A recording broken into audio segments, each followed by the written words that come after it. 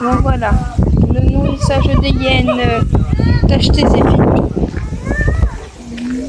Si vous entendez un singe hurler, ben c'est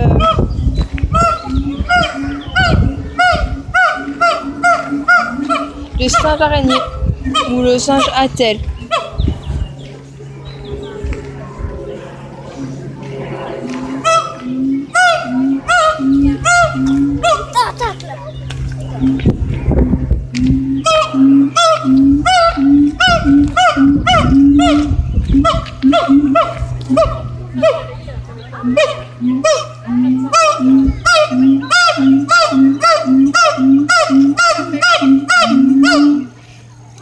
Belle musique.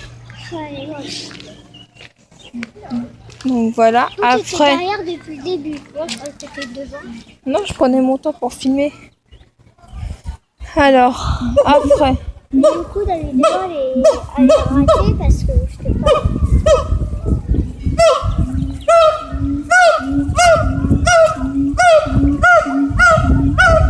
Mais non, elle est pas ratée.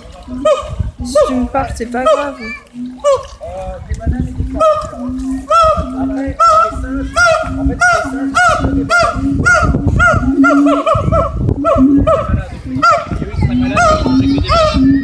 comment ça se fait? Ah oui, c'est fort,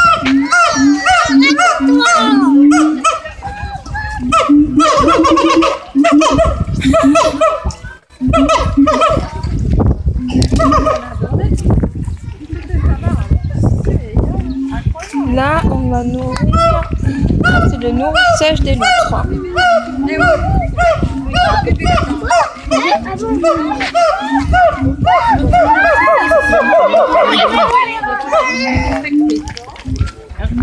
Les loutres cendrées. Donc on va pouvoir les voir là, le nourrissage. Parce que là, il y a assez de place pour pouvoir le nourrissage.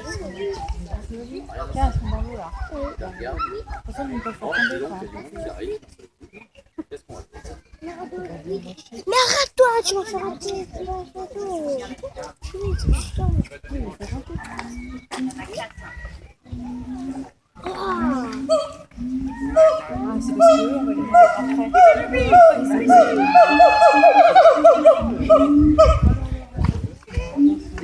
Voilà les loutres qui arrivent.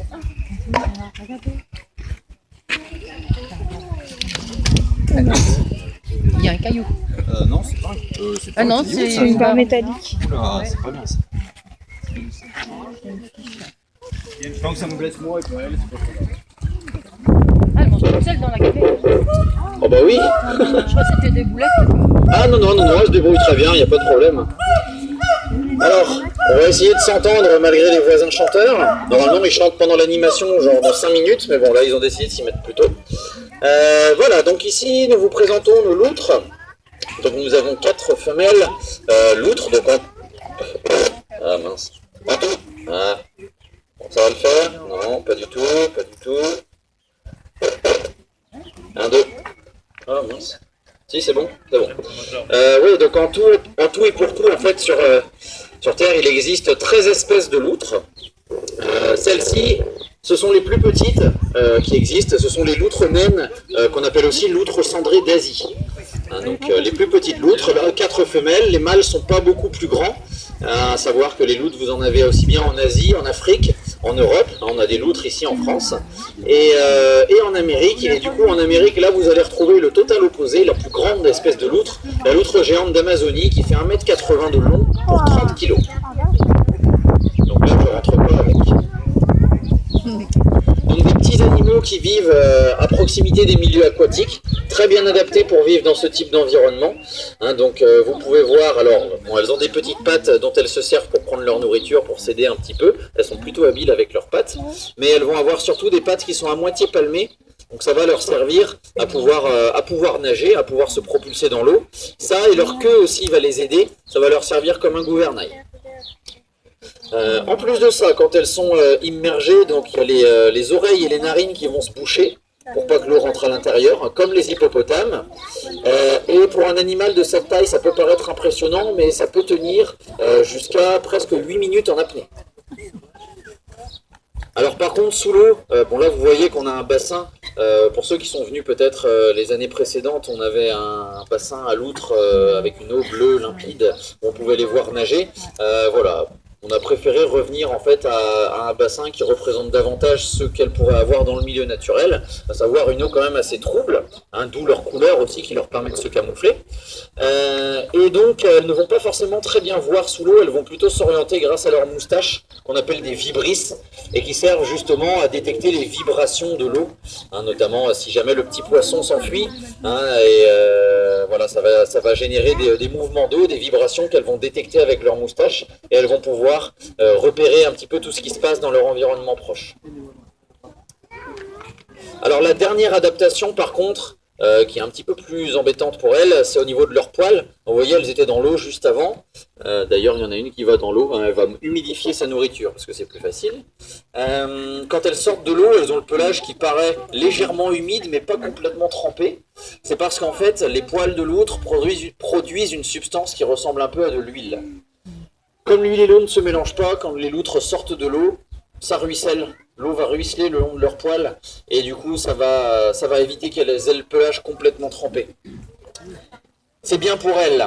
Malheureusement ça leur a causé et ça leur cause encore un petit peu de tort, car à cause de ça la fourrure de loutre c'est considéré comme la fourrure animale de la meilleure qualité qui soit au monde. Donc elles ont été énormément chassées pour leur fourrure et aujourd'hui bon, c'est régulé, il y a des lois qui interdisent la chasse, mais malheureusement il y a toujours un petit peu de braconnage illégal. Donc elles vivent à proximité des milieux aquatiques, elles vont pouvoir se nourrir de petits animaux qu'elles vont pouvoir trouver dans l'eau ou sur les berges. Hein, on ne le sait pas forcément parce que c'est pas tout, mais les loutres sont bien carnivores. C'est viande hachée, ou alors poussins, ou alors poissons. Dans la nature, c'est poussins, crustacés, mollusques, voilà, toutes sortes de petites choses qu'elles vont pouvoir trouver. Et sur les berges, des œufs, des lézards, des grenouilles, des escargots, des insectes, etc. Elles sont très très gourmandes. Il y en a une qui est tout au fond, tu peux bien de me prévenir parce qu'elles aiment beaucoup aussi les mollets. Ah ouais, puis elles font genre, on va derrière et puis ça arrive et elles sont vicieuses. Alors là, elles ont une petite cabane, du coup, elles vont aller en dessous pour faire la petite sieste digestive.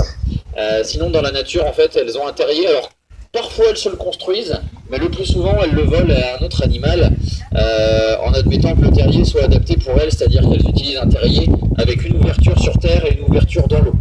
Comme ça, elles ont une entrée dans chacun des milieux et elles peuvent effectivement se mettre à l'abri si jamais elles sont poursuivies par un rapace, admettons, hein, sur le sol ou par un crocodile dans l'eau.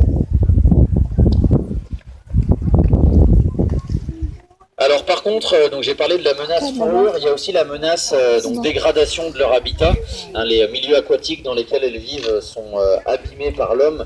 Donc voilà, la construction de barrages, la déviation des cours d'eau pour l'agriculture, et également la pollution, hein, qui leur cause pas mal de tort. Elles ont tendance à déserter les milieux pollués, hein, vu que du coup quand c'est pollué il y a moins de poissons, donc moins de nourriture. Et du coup, on considère que les loutres sont des bons indicateurs de la propreté du milieu. Hein. S'il y a de la loutre, ça veut dire que c'est quand même relativement propre.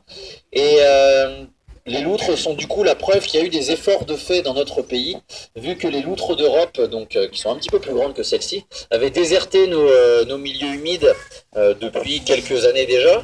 Et on commence de plus en plus à en observer, et de plus en plus à l'ouest de la France. Donc elles commencent à revenir d'Europe de l'Est davantage. Donc voilà, c'est qu'il y a eu des efforts de fait pour la lutte contre la pollution. Donc pourvu que ça dure. Voilà du coup pour ces infos sur les loutres. Si vous avez des questions, il ne faut pas hésiter. Non, pas de questions. N'hésitez pas à venir me voir si jamais vous avez. Et vous allez donner des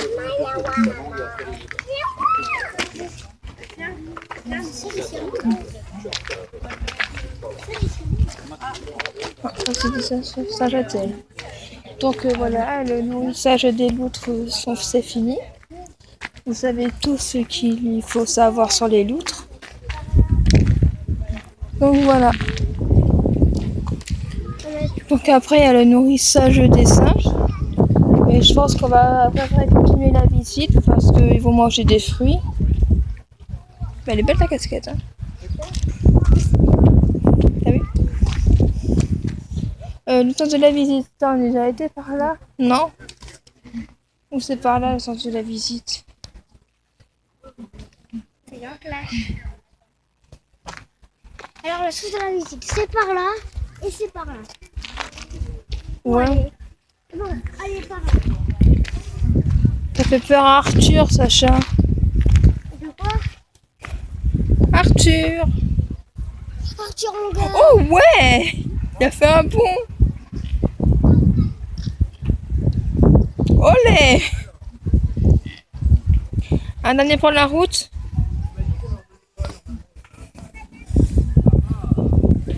Tu fais un dernier saut pour la route. Olé! Allez, encore un petit peu. Oui! En train de sauter. Allez! Encore. Et où là? Oh non, mais pas par terre!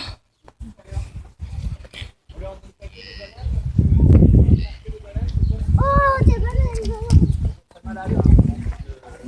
Donc voilà. On a vu le petit saut de petits pigeons. Là, il y a les rhinocéros.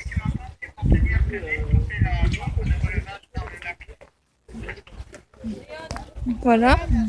Là, on arrive à bien les voir.